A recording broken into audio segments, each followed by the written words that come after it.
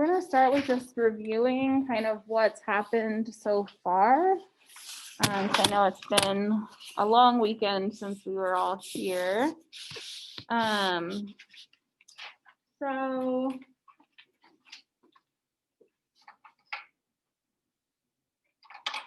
which of these markers even works? Okay, so definitely not this one. In scene one, what are some of the things that we need to be aware of that happened?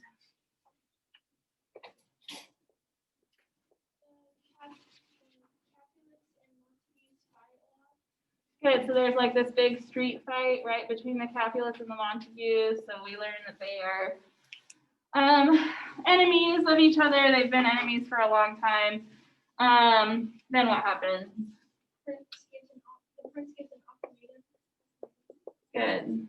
Right, the prince says, we've had enough, right? If you fight again, then whoever is fighting is going to be put to death. What else? And Romeo is very sad because the girl he loves doesn't. Good. So I'm going to say he's lovesick, right? Because he loves someone who doesn't love him back. Okay. Then in scene two, what happened? Paris and Smooth. Good. Her father says no because he wants her to have like a choice. And because she's too young. And then the server asked, like he didn't know how to read, so he asked Romeo and Benvolio how to read the necklace. Good. So Romeo and Benvolio find out about a party. Sorry for your That's okay. What's up? Should be fair to teacher. Oh, thank you Yeah. so much. I really find out about the Capulet party. Yeah. Bye. Okay. All right, then scene three. Really just like one main thing in scene three. Juliet's mother wants him to marry him. Wants her to marry Paris. And she agrees to keep her parents happy. Okay, so she agrees to like consider Paris, right? She's not saying that she will marry him, but she's going to she's willing to meet him, right? And like kind of consider him as a potential suitor. And then in scene four, what are we doing? Romeo and his friends walked to the Capulet party. Mm-hmm. And Romeo had a bad dream, so he didn't want to go. Good. So Romeo had a dream that something bad would happen,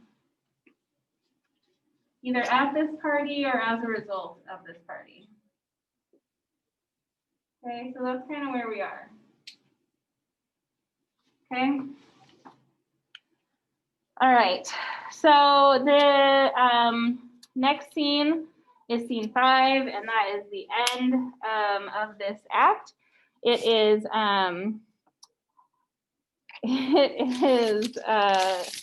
at the party itself. Okay. My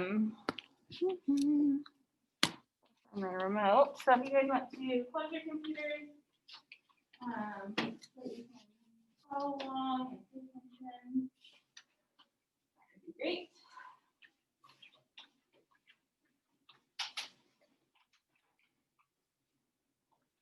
So scene 5 starts on page 1057.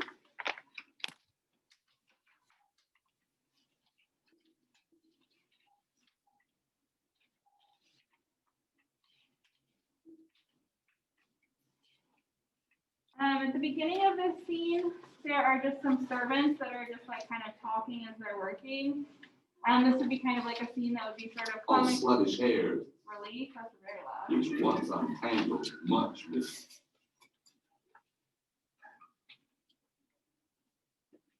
fortune bows. This is the hag. When maids lie on their backs, that presses them. Remove the cord cover. Look to the plate. Good thou, save me a piece of March and our two men's hand. He shifted trencher. He's a hall in Capulet. Okay, so scene 5 starts off, like I said, with these servants. They're all just kind of talking. This would be kind of comic relief. Basically, anytime you see servants it's talking, they're gonna just kind of be in a humorous role. And then the guests come in. Remember, it's a masquerade party, so they've got masks on. And Capulet's gonna be welcoming them and inviting them to dance. Its house, the scene of the party.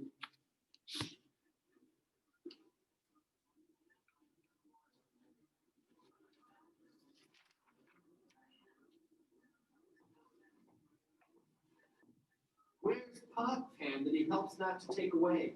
He shift a trencher, he scrape a trencher. When good manner shall lie all in one or two men's hands, and they unwashed too, 'tis a foul thing. Away with the joint stools, remove the court cover, look to the plate. Good thou, save me a piece of marchpane, and as thou lovest me, let the porter let in Susan Grindstone and now Anthony and Pot Pan. Aye, boy, ready. You are looked for and called for, asked for and sought for in the great chamber. We cannot be here and there too.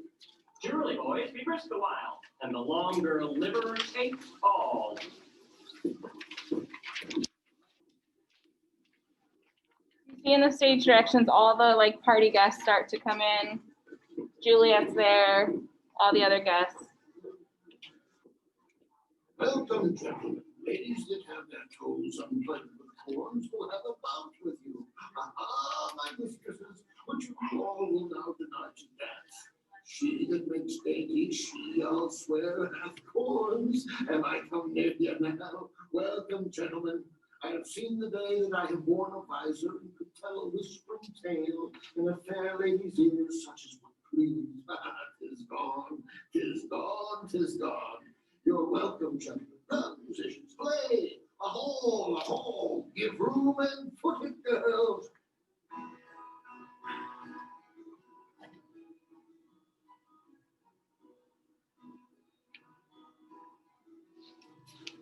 More like you, knave. Turn the tables up and quench the fire. The room's going too hot. Ah, Sarah, this unlooked for sport comes well. Nay, sit, good cousin Capulet, for you and I are past our dancing days. How long is it now since last yourself and I were in a mass? My lady, 30 years. What, man, 'tis not so much, 'tis not so much. 'Tis since the rupture of the sensual come close as quickly as it will, some 25 years, and then we mass. 'Tis more, his son is elder, sir, his son is 30. Will you tell me that? His son was but a ward 2 years ago. Okay, so we'll stop there. So just like introductory, they're just Capulet's like welcoming his guests.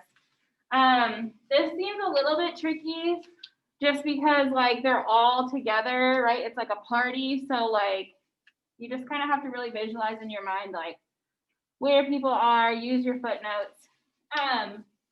But Romeo is going to speak next, and let's just kind of remind ourselves about what's going on with him. So who is he in love with?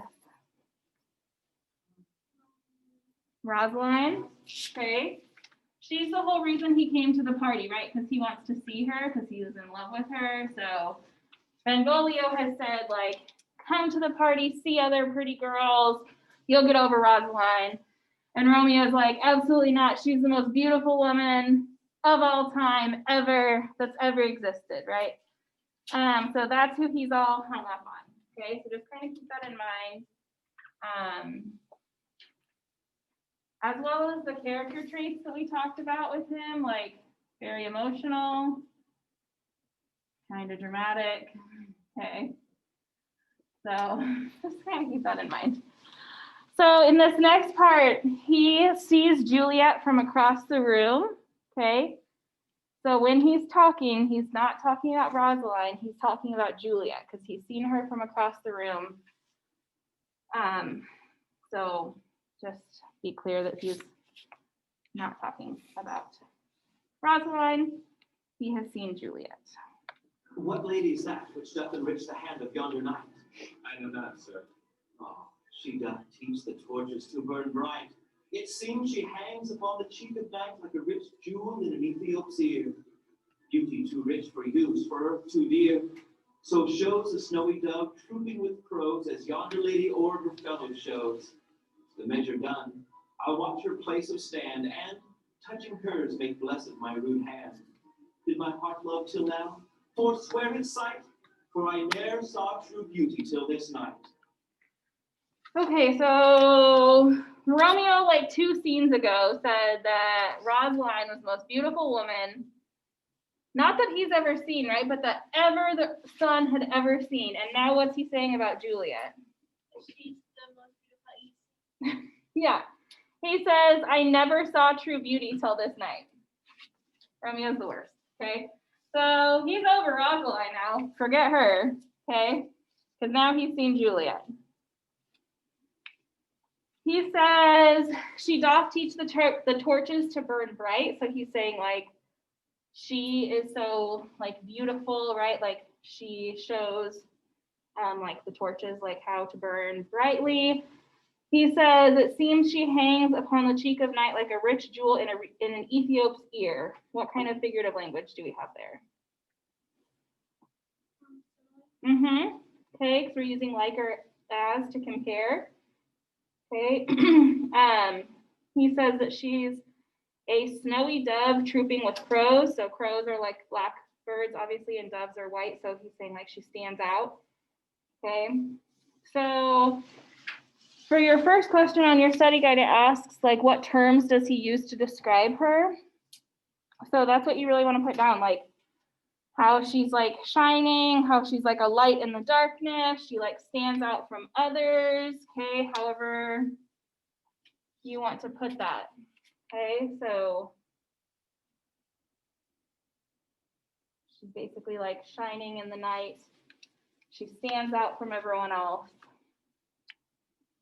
And yeah, he says he's never seen true beauty until this night.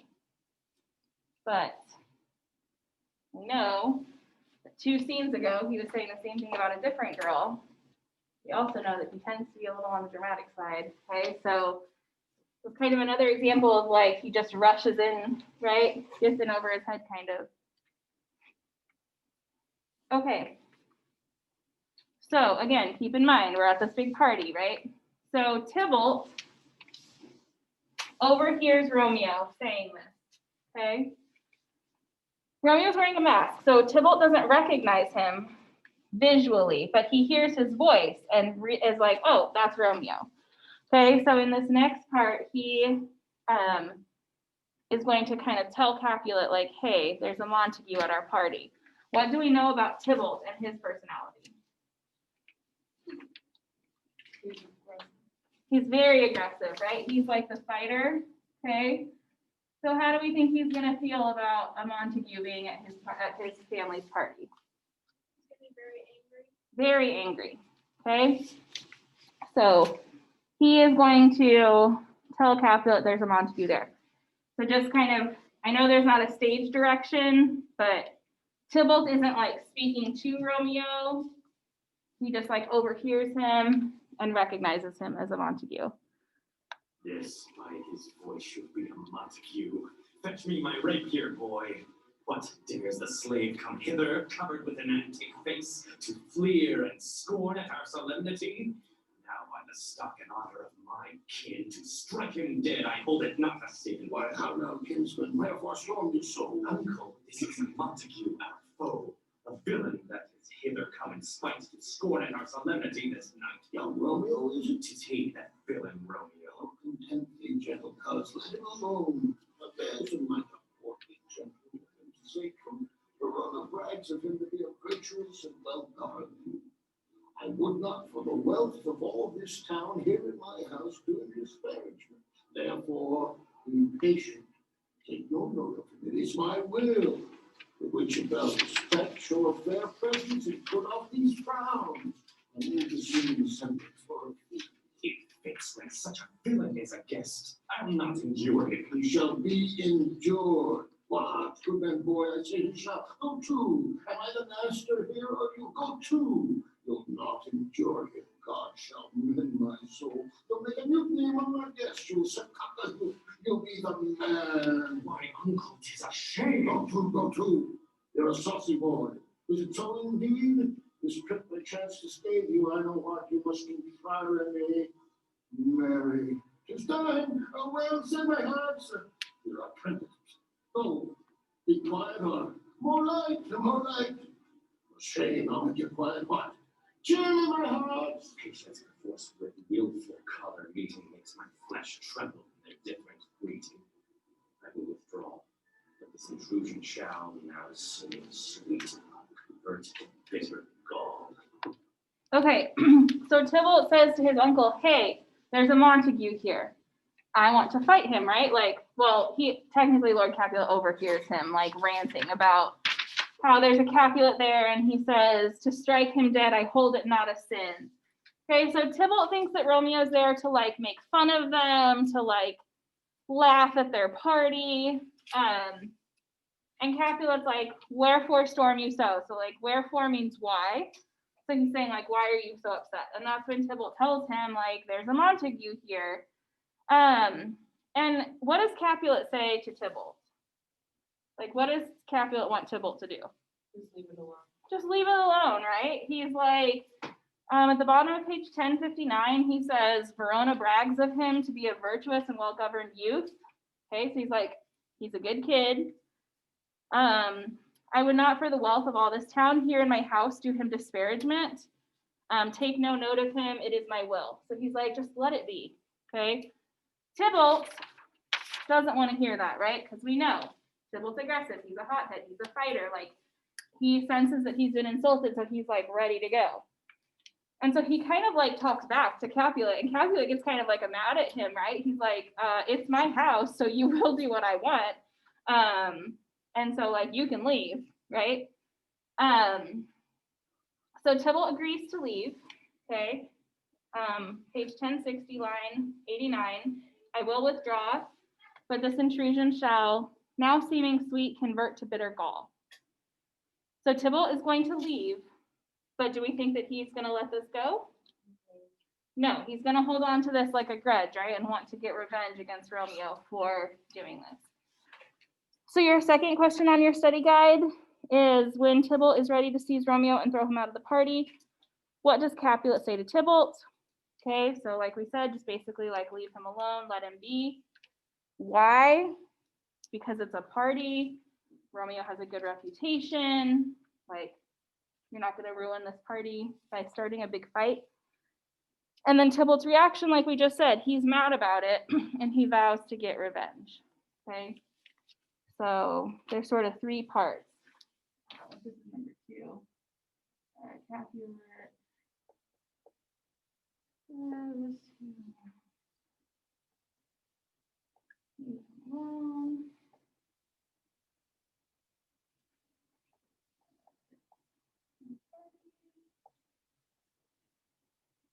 Reading.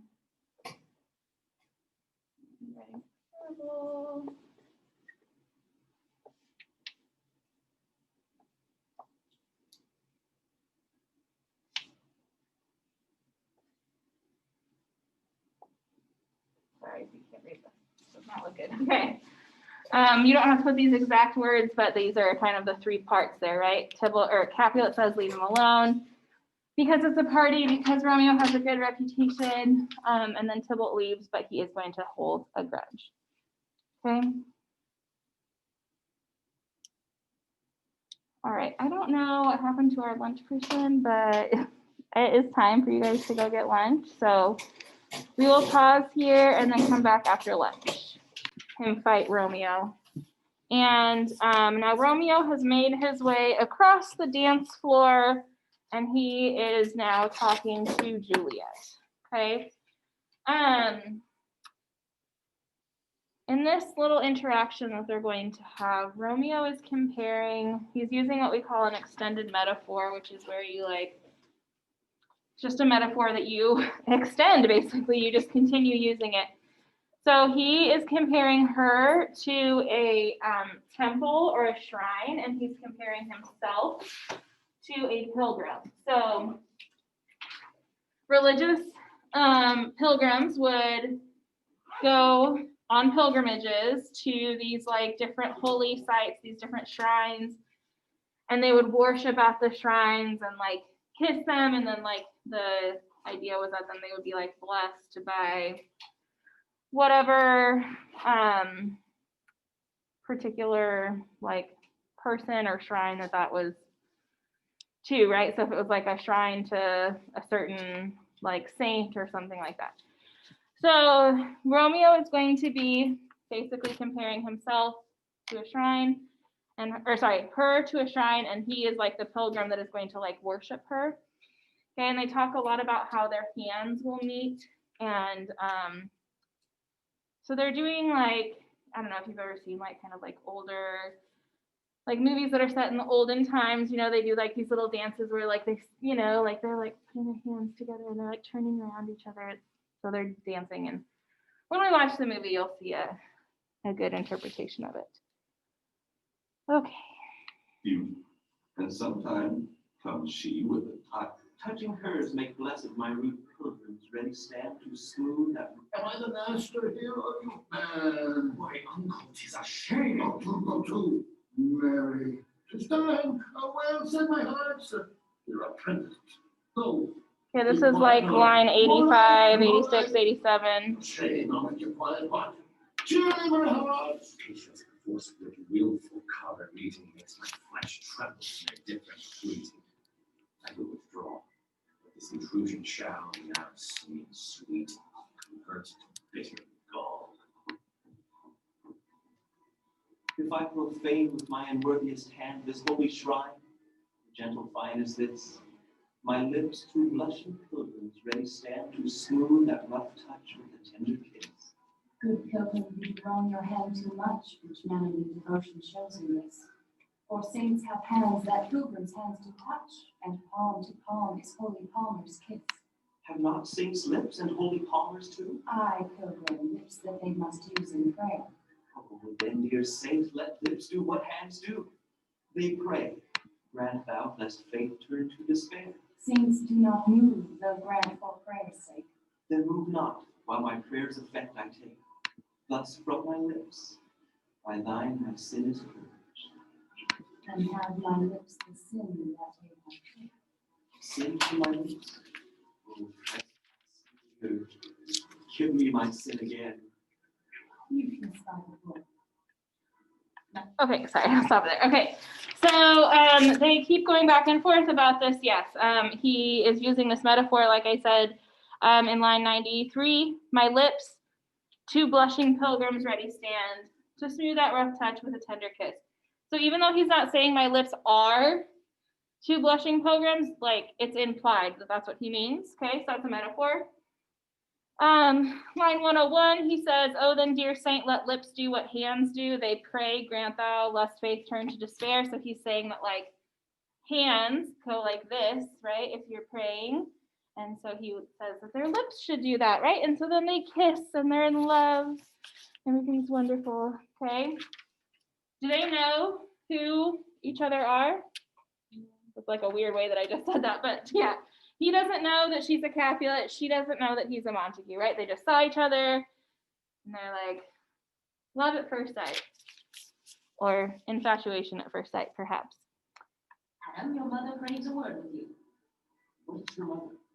Married bachelor, her mother is the lady of the house, and a good lady, and a wise and virtuous. I nursed her daughter that you helped with all. I tell you, he that can lay hold of her shall have the chase. Is she a Capulet? Oh, dear Count, my life is my foe's debt. Away, be gone, the sport is at the best. So I fear, the more is my unrest. Nay, gentlemen, prepare not to be gone. We have a trifling foolish banquet toward. Oh, is it so? I thank you all. I thank you, honest gentlemen. Goodbye. More torches here. Come on, then. Let's to bed. Sarah, by my faith, it waxes late. I'll to my rest.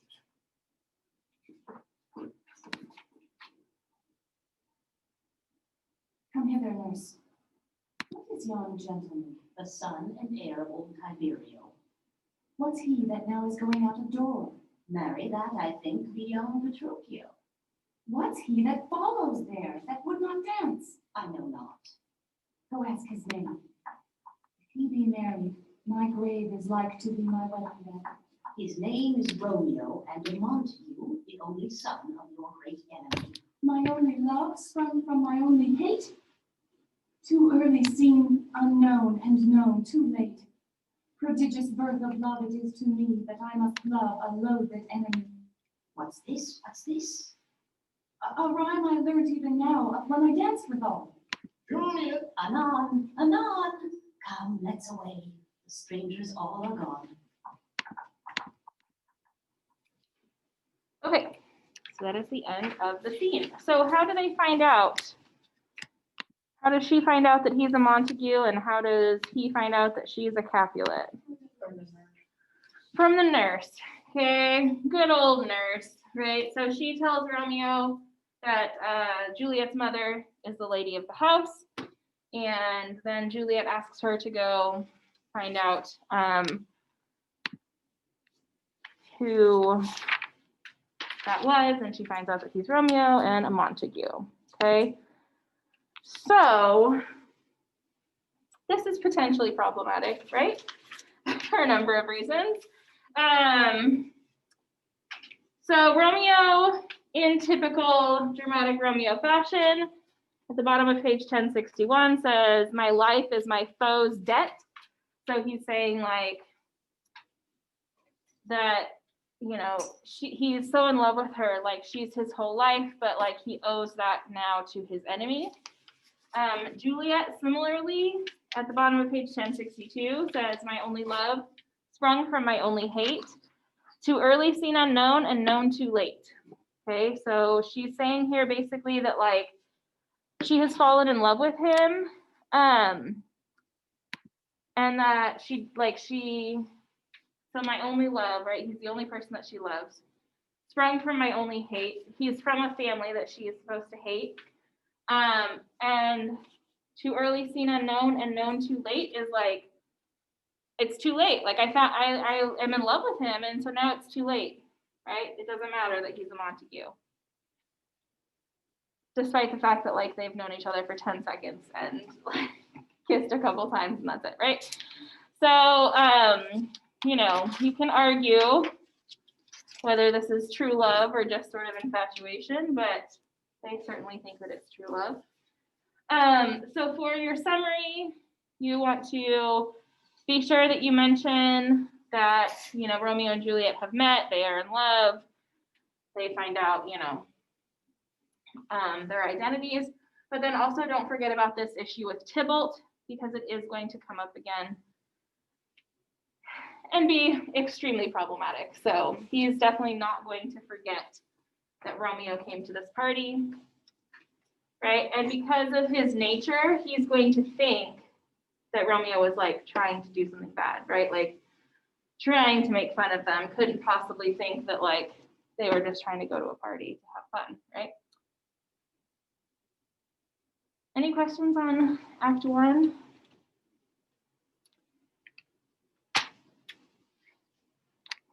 Okay, so